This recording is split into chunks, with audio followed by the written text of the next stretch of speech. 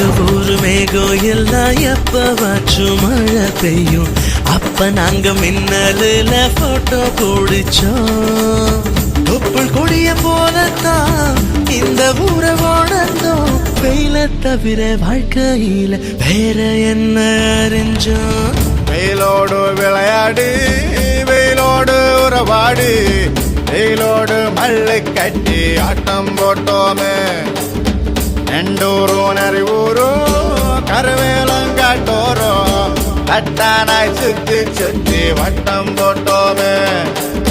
பசி வந்தா குருவி முட்டை தண்ணி